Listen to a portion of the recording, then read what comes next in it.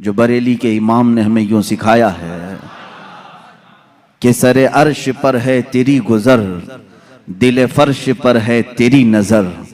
या रसूल अल्लाह, सरे अर्श पर है तेरी गुजर, दिल फर्श पर है तेरी नजर।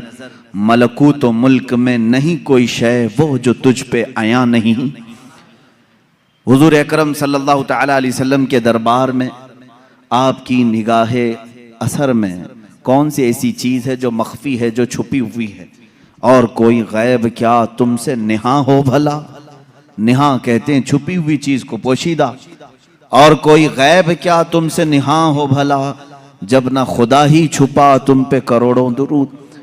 रसूल गिराम वक़ार सल्लल्लाहु तआला अलैहि वसल्लम को अल्लाह ताला ने जो मौजज़े अता किए, उन मौजज़ात में से एक अजीम मौजज़ा आपका इल्म गैब भी है। मुझे यहाँ पर इस मौजू पर गुफ्तगू इसलिए भी करनी है कि ज़माने के गुज़रते गुज़रते कुछ इस्लाम में ऐसे ख़यालात भी पनपने लगे जिन्होंने हुजूर पाक सल्लल्लाहु अलैहि वसल्लम के इल्म गैब का सिरे से इनकार कर दिया। और बाज़ जमातें तो वो हैं जो गैब को मानती हैं लेकिन वो नापती हैं, इतना था और इतना नहीं था। ये सब बिदआत हैं, ये सब नई ईजाद की हुई चीज़ें हैं। फ़िरक़े में नई तालीमात आई कि रसूल पाक सल्लल्लाहु तआला अलैहि वसल्लम को इतना गैब था, उतना गैब था। पहली बात तो ये है कि उनके इल्म को जज कौन करे जो उनसे बड़ा आलिम हो? क्या कोई उम्मती अपने रसूल के इल्म को नाप सकता है? अब यहाँ से मैं आपको कुरानी आयात और अहादीस की रोशनी में और अक़वाल सलफ़ सालिहीन की रोशनी में अर्ज़ करना चाहूँगा, उम्मत के साबिक़ा उलमा से लेकर सहाबा तक का अक़ीदा क्या रहा है हुजूर पाक सल्लल्लाहु अलैहि वसल्लम के इल्म गैब को लेकर। और आज अगर ये हमारे ज़माने में फितने का बाइस बन गया, आपस में झगड़े और निज़ा और जंगो जदाल का बाइस बन गया, तो ये समझने की ज़रूरत है कि ये मसला निकला कहाँ से है।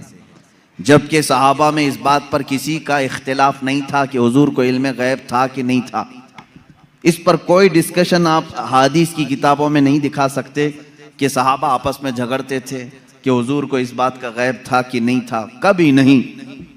बल्कि सहाबा तो सहाबा हैं, उस ज़माने के जो मुशरिकीन थे, जो काफिर थे, उनका भी अकीदा था कि जो नबी होता है वो गैब की खबरें देता है, उनका भी अकीदा था। बात तो यही है, कई लोग आकर के हुजूर पाक सल्लल्लाहु तआला अलैहि वसल्लम से गैब की खबरें पूछते थे। अगर आप अल्लाह के नबी हैं तो फलां चीज़ बता दीजिए, अगर आप अल्लाह के नबी हैं तो फलां चीज़ बता दीजिए। तो उनका हुजूर के पास आकर के इस तरह सवाल करना, ये इस बात की दलील है कि काफिरों का भी अकीदा था कि नबी गैब की खबरें जानता है। सहाबा की तो बात छोड़ें, सहाबा में तो कभी ये बात डिस्कशन में आई नहीं।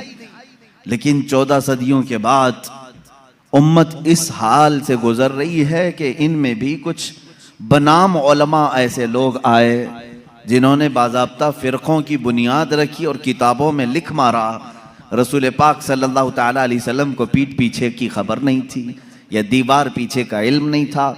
ये वो बातें हैं जो 1400 साल के बाद बाज़ मौलवी कहलाने वाले हजरात ने लिख दिया या गढ़ लिया और उम्मत को इसी बात पर परेशान कर दिया, जमातें पैदा हो गई। लेकिन मेरे अजीज़ों, हम जो आज तक अकीदे पर हैं, अल्हम्दुलिल्लाह ये वही है जो 14 सदियां पहले सहाबा का अकीदा था। वो अपने नबी कौनैन सल्लल्लाहु तआला अलैहि वसल्लम के मुतालिक क्या अकीदा रखते थे, कुरानी आयात भी इस बात की शाहिद हैं। चंद इनके जो एतराज़ात हैं, मैं आज पूरी इल्मी गुफ्तगू आपसे करूँगा, थोड़ा जहन को तैयार रखें, दलाइल को भी समझें, इसलिए कि सिर्फ सुनी सुनाई बात पर यकीन कर लेना ये सुन्नी की आदत नहीं होनी चाहिए। दलाइल की रोशनी में बात करें। कुरान पाक की जितनी आयात हैं मैं उनके ऊपर आता हूँ, अभी आता हूँ। लेकिन सहाबा का पहले अकीदा क्या है ये तो मैं बता दूँ। हुजूर पाक सल्लल्लाहु तआला अलैहि वसल्लम के पास एक सहाबी हाजिर होते हैं और वो गरीब सहाबी थे। वो घर से ये सोच करके निकलते हैं उनकी वालिदैन का इंतकाल हो चुका था और गुर्बत बहुत ज़्यादा थी, तंगदस्ती थी। वो सहाबी कहते हैं मैं घर से ये निकला कि आज हुजूर पाक सल्लल्लाहु अलैहि वसल्लम से ये दोनों चीज़ों की दुआ करा लूँ, मेरे माँ बाप की मगफिरत की दुआ हो जाए, मेरे माल में बरकत की दुआ हो जाए। वो आए मस्जिद नबवी शरीफ में, लेकिन मामला ऐसा था कि असर के बाद बड़े बड़े सहाबा हुजूर पाक सल्लल्लाहु अलैहि वसल्लम को घेर कर बैठे हुए थे, इनको जाने का मौका ही नहीं मिला। और ये कहते हैं मेरी हिम्मत नहीं हो सकी सबसे आगे बढ़कर के मैं अपना मुद्दा रखूं। मगरिब की अजान हो गई, मगरिब पढ़ाई रसूल करीम सल्लल्लाहु अलैहि वसल्लम ने, फिर जलसा हुआ, लेकिन फिर सहाबा घेर लिए। ये कहते हैं मुझे बात करने का मौका ही नहीं मिला, दूर खड़ा रहा। इशा हो गई, अल्लाह के हबीब सल्लल्लाहु तआला अलैहि वसल्लम इशा के बाद अपने हुजरे की तरफ रवाना हो गए, अपने घर की तरफ रवाना हो गए। ये सहाबी कहते हैं आखिर तक मुझे बोलने का मौका नहीं मिला, सोचा कि दरवाज़ा खुलने से पहले एक बार मौका मिल जाए मैं बात कर लूं। ये सोचते हुए पीछे हाथ बांधे चले जा रहे थे। अल्लाह के नबी सल्लल्लाहु तआला अलैहि वसल्लम आगे आगे चल रहे हैं। दरवाजे के करीब पहुंचे, रसूल करीम सल्लल्लाहु तआला अलैहि वसल्लम पलट करके देखते हैं और उस सहाबी से कहते हैं जा अल्लाह तेरे वालिदैन की मगफिरत फरमा है, अल्लाह तेरी गरीबी और तंगदस्ती को दूर फरमा है। मिली वो मुराद भी जो कह न सका लब से, मेरे सुकूत पर भी मेरे शाह की नजर गई। अजीज़ा ने गिरामी, ये सहाबा का अकीदा था। वो कहते हैं कि मुझे बोलने की अभी नौबत भी ना आई, अल्लाह के हबीब सल्लल्लाहु तआला अलैहि वसल्लम ने उसी बात की दुआ मेरे लिए फरमाई जिस बात का मैं घर से सोच करके निकला था। तो ये सहाबा का ईमान भी था, यकीन था कि अल्लाह के नबी सल्लल्लाहु तआला अलैहि वसल्लम गैब की खबरें जानते हैं। अब और दूसरे सहाबा की बात मैं बताऊं, जंग तबूक के मौके पर, जंग तबूक बड़ी सख्त जंग हुई है और मदीने से तकरीबन 800-900 किलोमीटर दूर का फासला है तबूक। अल्लाह के हबीब सल्लल्लाहु तआला अलैहि वसल्लम ने मदीने के सारे जितने भी जवान थे सबसे कहा था कि इस जंग में शरीक हो जाएं। सब निकले, 3 सहाबा पीछे रह गए। उसमें हजरत काब बिन मालिक रज़ियल्लाहु ताला अन्हु जो हदीस के रावी हैं, फरमाते हैं मुझे कुछ हुआ तो नहीं था, अभी जाऊंगा तभी जाऊंगा, जैसे लोग जमात में शरीक होने के लिए काहिली कर जाते हैं आज के ज़माने में। मैं सहाबा को तमसील या तशबीह नहीं दे रहा, लेकिन वो सहाबी कहते हैं मेरे साथ ऐसा मामला हुआ कि कोई उज़्र नहीं था, लेकिन मैं सोचा कि अभी सुबह जाकर के जमात में मिल जाऊंगा। सुबह हुई, सहाबा की सफ़ें लगी, निकलने का वक्त आ गया। इन्होंने ये सोचा थोड़ा घर में आराम कर लेता हूँ, दोपहर तक मदीने के बाहर ही रहेंगे, जल्दी से जाकर के मिल लूंगा। वो जमात मदीने से बाहर भी चली गई। सोचते सोचते शाम हो गई और ये नहीं गए। इस तरह 3 सहाबा मदीने में रह गए और जंग तबूक में मेरे आका सल्लल्लाहु तआला अलैहि वसल्लम बनफ्से नफीस तशरीफ ले गए। जब जंग का ख़त्म हुई, वहाँ से वापसी हुई, आने के फ़ौरन बाद अल्लाह के हबीब सल्लल्लाहु तआला अलैहि वसल्लम ने इन 3 को तलब किया। अब इनकी बातें सुने। हज़रत काब बिन मालिक हैं इसमें। ये कहते हैं अल्लाह के रसूल सल्लल्लाहु तआला अलैहि वसल्लम ने हमें बुलवाया और हुजूर की आदत करीमा थी, सबसे पहले पूछते थे कोई उज़्र था तुम्हारे पास, ना आने की कोई वजह थी। अब इस सहाबी की बात सुने, कहते मैं चाहता तो कुछ ना कुछ बात गढ़ लेता कि घर का काम काज आ गया था, बच्चे बीमार थे, जायदाद का मसला था, कुछ तो कह देता। हज़रत काब कहते हैं, ये अल्फाज हैं उनके, मैं कुछ बहाना कर ले जाता, लेकिन उसके पास क्या बहाना करूं जो दिलों की हालात भी जानता है, जो दिलों की भी खबर रखता है। वो कहते हैं सहाबी रसूल कि मैं कह दिया कि अल्लाह के नबी आप बेहतर जानते हैं, उज़्र तो कुछ नहीं था, सुस्ती और काहिली ने मुझे दूर रखा। तीनों का यही मामला था।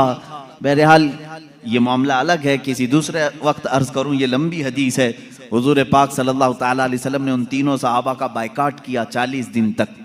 फिर कुरान की आयत नाजिल हुई, उनकी तौबा कबूल हुई, फिर उनको माफ किया गया। लेकिन मुझे इससे बयान यही करना था, सहाबा का अकीदा ये है, वो ये कहते हैं हम चाहते तो बहाना कर लेते, लेकिन उनके पास क्या बहाना करें जो दिलों की भी जानते हैं। इसका मतलब ये है कि ये सहाबा उसका उस तरह का अकीदा नहीं रखते थे जो आज के मुल्ला कहते हैं कि पीठ पीछे की खबर नहीं थी। दीवार के पीछे की खबर नहीं थी। वो सहाबी कहते मेरे दिल के हालात वो जानते थे, इसलिए मैं बहाना नहीं कर सका। अजीजा ने गिरामी वक़ार, एक दो नहीं कई बातें इस बात की शाहिद हैं और दलील हैं। अल्लाह के हबीब सल्लल्लाहु ताला अलैहि वसल्लम ने गैब की खबरें दी हैं। अब मुझे ये बताएं, नबी जो लफ्ज़ है ये किसी भी दुनिया की डिक्शनरी में जाकर उठाओ, अरबिक लफ्ज़ है ये, नबी अरबिक वर्ड है। इसका तर्जुमा कहीं से भी जाकर के आप देखें, नबी का माना होता है गैब की खबर देने वाला, गैब की खबर देने वाला। इसका डेफिनेशन ही ये है, अगर वो गैब की खबरें ना दे तो फिर नबी कैसा?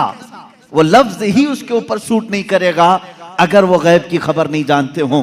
गैब की खबर से मुराद क्या है मेरे अजीजों? जो जाहिर है हम इसको कहते हैं जाहिरी खबर, और गैब में बहुत सारी चीजें आती हैं। जमीनों का इल्म, आसमानों का इल्म, तुम्हारे नसब का इल्म, तुम्हारे दिलों के अंदर छुपे हुए राजों का इल्म, तुम्हारे घरों में मौजूद खबरों का इल्म, बहुत सारी चीजें आती हैं, ये सब गैब में आती हैं। अब हजरत ईसा अलैहिस्सलाम के मुतालिक कुरान कह रहा है व उब्रिउल अकमह वल अबरस व उहिल मौता बिइज़्निल्लाह व उनब्बिउकुम बिमा ताकुलून व मा तदखिरून फी बुयूतिकुम। हजरत ईसा अलैहिस्सलाम कहते हैं कि मैं तुम्हें वो सब चीजों की बात बता दूंगा, खबर दे दूंगा जो कुछ तुम अपने घरों में बैठकर खाते हो और जो कुछ तुम जमा करते हो। ये कौन कह रहा है? ईसा अलैहिस्सलाम। उनकी जुबान में कुरान बयान कर रहा है। कुरान ये कह रहा है ईसा अलैहिस्सलाम उन तमाम चीजों की खबर देते थे जो लोग अपने घरों में खाते हैं, जो लोग अपने घरों में जमा करते हैं। जब बनी इसराइल के नबी ईसा अलैहिस्सलाम घरों में मौजूद खानों की खबर दे सकते हैं, सैयदुल अंबिया सल्लल्लाहु ताला अलैहि वसल्लम पूरी उम्मत की खबर नहीं रख सकते? अजीज़ा ने गिरामी वक़ार, रसूल गिरामी वक़ार सल्लल्लाहु ताला अलैहि वसल्लम कितना गैब रखते थे कितना नहीं, एक अलग टॉपिक है। मैं आपको इस मसले को निहायत ही अखलाक के साथ, तमीज़ के साथ, तहजीब के दायरे में बताऊंगा, इसलिए कि कभी कभार होता है कि कोई जोश में और जज्बे में इधर से उधर चला जाए, लेकिन मैं बड़े अदब के साथ आपसे अर्ज करूंगा, इल्म गैब का इनकार कहां से आया, क्यों हुआ, और हमारा आज ये मसला क्यों बना? उसकी वजह यह है कि बाज सलफी और वहाबी और उनकी पैरवी में जमाअते देवबंद, जिनके बाज उलमा ने हुजूर पाक सल्लल्लाहु ताला अलैहि वसल्लम के कुछ इल्म गैब का इनकार किया, उनकी किताबों में मौजूद है।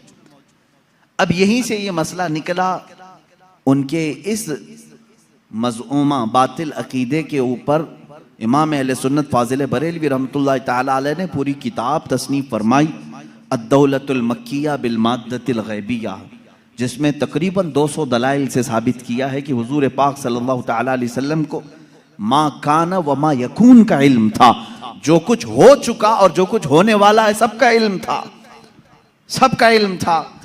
अब अगर हुजूर पाक सल्लल्लाहु ताला अलैहि वसल्लम के इल्म गैब के मुतालिक आप डिस्कशन में आ जाएं, तो अब मैं आपको बताता हूं, आपको किसने बताया कि इंसान अव्वल कौन था? दुनिया में सबसे पहले कौन आया? ये सबको मालूम है कि नहीं? आदम अलैहिस्सलाम है। वो सबसे पहले नबी थे, सबसे पहले रसूल थे। अब इससे पहले भी अगर जाएं, आदम अलैहिस्सलाम को पैदा कैसे किया गया? आदम अलैहिस्सलाम जन्नत में रहे, जन्नत से फिर दुनिया में भेजे गए, उनकी पैदाइश के मामलात, उनके दुनिया में आने के मामलात, फिर सैयदना नूह अलैहिस्सलाम ने तबलीग फरमाई 950 साल, उसके बाद और भी अंबिया इकराम अलैहिस्सलाम के वाक़यात, ये सब बातें आपको बताई किसने? किसने खबर किया? कौन बताया आपको? सबका नुक्ता इत्तिहाद तुम्हारे यहाँ जमा होगा मुहम्मदुर रसूलुल्लाह सल्लल्लाहु अलैहि वसल्लम।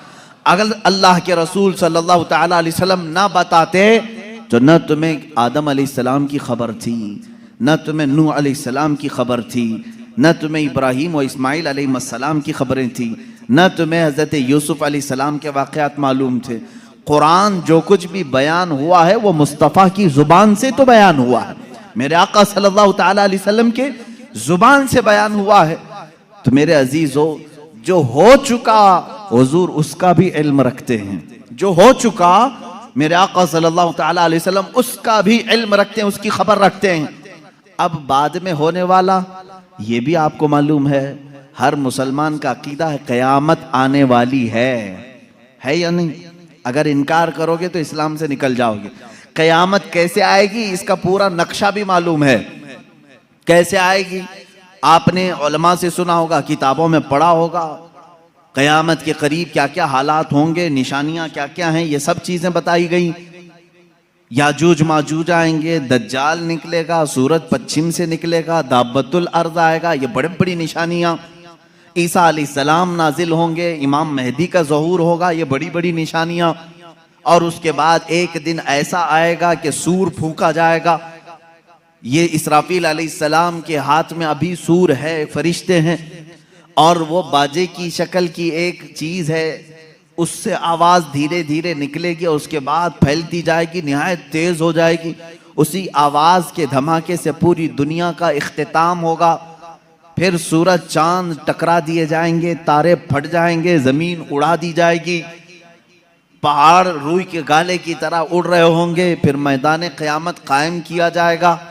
क़यामत आएगी, इतना सारा डिटेल ये किसने बताया आपको? ये कौन बताया है?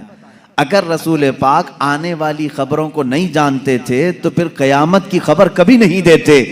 इसका मतलब है अल्लाह के नबी सल्लल्लाहु तआला अलैहि वसल्लम आदम अलैहिस्सलाम की पैदाइश से लेकर रोज़े क़यामत तक जो सूर फूंका जाएगा, कायनात की हर चीज से वाकिफ थे, हर चीज से बाखबर थे। हुजूर अकरम सल्लल्लाहु तआला अलैहि वसल्लम का इल्म गैब कितना था, कितना नहीं था, अब इस पर आते हैं हम। इसलिए कि बाज़ उलमा, उनसे हमारा भी डिस्कस हुआ, उन्होंने कहा कि आप खामखा वहाबी और देवबंदी जमात से इख्तिलाफ रखते हैं। हम कभी इनकार नहीं करते हुजूर सल्लल्लाहु तआला अलैहि वसल्लम के इल्म गैब का, लेकिन हम ये कहते हैं कि पूरा पूरा इल्म गैब उनके पास नहीं था। हमारा उन्होंने बाज़ाब्ता हमारे साथ ये डिस्कस किया, पूरा इल्म गैब नहीं था। हम हम हुजूर के थोड़े से इल्म गैब का इनकार नहीं करते। हाँ था रसूल को, लेकिन पूरा नहीं था हर चीज का। मैंने कहा इस पर क्या दलील है आपके पास? उन्होंने कहा बाज मकामात पर हुजूर ने कहा है मुझे मालूम नहीं। बहुत सारे ऐसे मकामात हैं वाक़या हो गया, हुजूर को उसकी खबर नहीं रही। इसका मतलब है हुजूर को पूरे इल्म गैब का पूरा इल्म गैब नहीं था, थोड़ा सा तो था। हम इसका इकरार करते हैं। मेरे अजीज़ों, जवाब सिर्फ इतना ही है कि चलो मियाँ, हम और आप बैठते हैं, हम ये लिखते हैं कि हुजूर का क्या क्या इल्म गैब था, और आप ये लिखो कि हुजूर को किस किस चीज का नहीं था। मुबारक हो तुम्हें, तुम हुजूर के इल्म गैब की नफी पर लिखते जाओ और हम हुजूर के इल्म गैब के इस बात पर लिखते जाएंगे कि अल्लाह के नबी सल्लल्लाहु तआला अलैहि वसल्लम को किन किन चीजों की खबर थी और तुम किन किन चीजों की नहीं थी, इस पे लिखो। और उसके बाद मातम करो अपनी जिंदगी पर कि अल्लाह ने तुम्हें किस तरह की ये ड्यूटी लगाई कि नबी कौनैन का नक्श निकालने पर पूरी जिंदगी लगा दी। हुजूर पाक के सल्लल्लाहु तआला अलैहि वसल्लम के मर्तबे को कम करने के लिए तुम्हें ड्यूटी लग गई, तुम इस चीज पर तैयार हो गए। अजीजा ने गिरामी वक़ार, पहले ये तो मुझे बताएं कि कौन है जो ये इंसाफ करेगा, इतना था इतना नहीं था, कितना था? क्या तुम नबी के जमाने में हो? हुजूर पाक सल्लल्लाहु तआला अलैहि वसल्लम से तुमने कुछ पूछा है इस बारे में? चलो अगर 100 चीजों का इल्म था हुजूर सल्लल्लाहु तआला, या इल्म गैब अगर 100 को कहते हैं तो तुम बताओ हुजूर के पास 70 था कि 75 था कि 80 था कि 82 था? कोई हद है तुम्हारे पास? नहीं बता सकेंगे, मेरा चैलेंज है।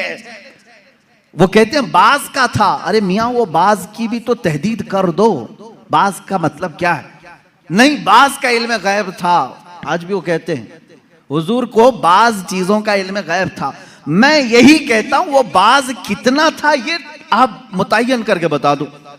चलो 30% था, 40% था, परसेंटेज नहीं बयान कर सकेंगे। जहां उन्होंने उंगली रख दी कि इतना था, तो फिर वो इस्लाम में ज्यादती करने वाले बन जाएंगे और खारिज इस्लाम हो जाएंगे। हुजूर के इल्म को उन्होंने अगर घेर दिया इतना था। अब हमसे वो पूछते हैं, चलो ठीक है हम नहीं बताते कितना परसेंट था, आप ही बताओ कितना था। हम कहते हैं अल्लाह के बाद अगर कोई इल्म है तो रसूल पाक के पास। तो अल्लाह का नापो, उसके बाद पता चल जाएगा। अल्लाह रब्बुल इज्जत का जो इल्म है, उसके बाद अल्लाह ने अगर किसी को इल्म अता किया है तो अपने रसूल को अता किया। यह हमारा अकीदा है। अब हमें मालूम नहीं अल्लाह का इल्म कितना है, अब हमको वो असल मालूम नहीं, तो फिर जिसको अता किया उसका क्या हम हिसाब कर सकेंगे। अब एक एग्जाम्पल मैं आपको बता दूं, सैयदना खिजर अलैहिस्सलाम, जिनको खदिर कहा गया है, मूसा अलैहिस्सलाम और हजरत खदिर का जो वाकया है सूरह कहफ में है। उन्होंने खुद कहा है कि मुझे बाज चीजों की हिकमत दी गई। हजरत मूसा अलैहिस्सलाम हजरत खिजर से मिलने के लिए गए थे, मालूम होगा आपको वाकया। मूसा अलैहिस्सलाम अपने ज़माने के जलीलुल क़द्र पैगंबर है। आपने अल्लाह की बारगाह में दुआ की कि अल्लाह, जो इल्म और हिकमत से भरा हुआ तेरा बंदा है, मुझे उससे मुलाकात करा। अल्लाह ने फरमाया, एक मछली भून करके ले चलो, समंदर के किनारे किनारे चलते रहो, जहां ये मछली जिंदा होकर समंदर में चली जाए वहां मेरे उस बंदे से तेरी मुलाकात होगी। कुरान पाक में ये मौजूद है सूरह कहफ में। मूसा अलैहिस्सलाम अपने गुलाम के साथ लेकर चलते रहे एक जगह आराम करने के लिए। आप रुके, सो गए, मछली वहीं जिंदा हुई, भुनी हुई मछली, तली हुई मछली जिंदा हुई और समंदर में कूद गई। गुलाम ने खबर नहीं किया, उठाया नहीं। मूसा अलैहिस्सलाम आराम फरमा रहे थे, फिर जब बेदार हुए तो गुलाम भूल गए, आगे चल पड़े। मूसा अलैहिस्सलाम को भूख की शिद्दत हुई तो आपने कहा लाओ वो मछली खा लेते हैं, अब लंबा सफर नहीं होगा। तब गुलाम ने कहा वो मछली वहीं उछल कर चली गई थी जहां आप आराम कर रहे थे। वाकया तवील है। वापस मूसा अलैहिस्सलाम वहां आए तो देखा एक सफेद पोश बुजुर्ग थे। उन्होंने आपका नाम लेकर के आपको सलाम की, मुलाकात हुई। हजरत मूसा अलैहिस्सलाम ने उनसे कहा कि मैं आपके साथ कुछ दिन रहना चाहता हूं। उन्होंने कहा तुम मेरे साथ नहीं सब्र कर सकोगे। मूसा अलैहिस्सलाम ने कहा रहूंगा। उन्होंने एक शर्त रखी, मैं जो भी काम करूं उस पर पूछना मत कि ऐसा क्यों किया। मूसा अलैहिस्सलाम इस पर पाबंदी के साथ चलते रहे। 3 वाकयात कुरान में बयान किए गए। कश्ती पर बैठे और वो कश्ती वाला फ्री में बिठाया दोनों को, मूसा अलैहिस्सलाम और हजरत खिजर को। आप हजरत खिजर उसकी कश्ती को फाड़ने लगे। मूसा अलैहिस्सलाम ने कहा कि ये फ्री में बिठाया है, उसकी कश्ती को आप फाड़ रहे हैं। उन्होंने जलाल का इजहार किया, कहा मैंने कहा था आप मेरे किसी काम पर ना सवाल करें। आपने कहा आइंदा नहीं किया जाएगा। कश्ती से उतरे, एक मकाम पर गए, एक गांव में कुछ बच्चे खेल रहे थे, उसमें खूबसूरत बच्चा था, उसको पकड़ करके उन्होंने मार दिया हजरत खिजर ने। मूसा अलैहिस्सलाम ने फिर पूछा कि आपको यही बच्चा मिला था, इसको आपने मार दिया? उन्होंने फिर कहा, आपने फिर पूछा। उन्होंने कहा मूसा अलैहिस्सलाम ने आखिरी एक मौका और, एक गांव पहुंचे, गांव वालों से कहा हमको मेहमान बना लो। गांव वालों ने इनकार कर दिया, हम दोनों को मेहमान नहीं रखेंगे और ना खाना खिलाएंगे। वो वहां से निकले, उस गांव की एक दीवार गिर रही थी। मूसा अलैहिस्सलाम से हजरत खिजर ने कहा चलो दोनों मिलकर के दीवार को सीधी करते हैं। मूसा अलैहिस्सलाम ने कहा एक तो गांव वालों ने खाना भी नहीं खिलाया, मेहमान भी नहीं बनाया, इनकी दीवार को हम क्यों सही करें, और आपने ऐसा क्यों किया? हजरत खिजर ने कहा अब यहाँ से तुम्हारा और हमारे जुदाई का रास्ता। हादा फिराक़ु बैनी व बैनक सउनब्बिउक बितअवील मा लम तस्तति अलैहि सबरा। कुरान कहता है अब खिजर अलैहिस्सलाम ने कहा जिस पर आपको सबर नहीं हुआ उनमें से हर एक की मैं हिकमत बताता हूँ। इसके पीछे छुपा हुआ गैब का इल्म क्या था? ये कौन कह रहा है? सैयदना खिजर अलैहिस्सलाम। इसके पीछे छुपे हुए राज क्या थे? वो कश्ती जिसमें हम बैठे थे, मैंने इसलिए फाड़ा कि किनारे एक बादशाह जालिम जो अच्छी कश्तियों को देख करके गसब कर लेता था, लूट लेता था, मैंने उस पर एहसान करके थोड़ा सा ऐब लगा दिया ताकि इस मजदूर की कश्ती को बादशाह हड़प ना ले, गसब ना कर ले। ये इसके अंदर छुपा हुआ गैब था, गैब का इल्म था। मूसा अलैहिस्सलाम को दूसरे वाक़ये की खबर उन्होंने दी। वो बच्चे के मुतालिक मुझे अल्लाह की तरफ से ये इल्म था कि वो बड़ा होकर के अपने माँ बाप को भी मारेगा और कातिल बल्कि वो काफिर बना डालेगा, इसलिए मैंने उसको मार दिया ताकि इसके वालिदैन महफूज रहें, ईमान की हालत में रहें।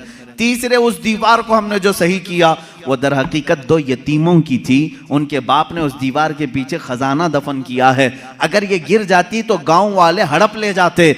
मैंने उन यतीमों की हिफाजत के लिए दीवार को सही किया। ये 3 गैब की खबरें बताते हैं हजरत खिजर। उसके बाद जो बात है खिजर, सैयदना खिजर, इनके मुतालिक खुद इख्तिलाफ है कि ये नबी थे कि वली थे।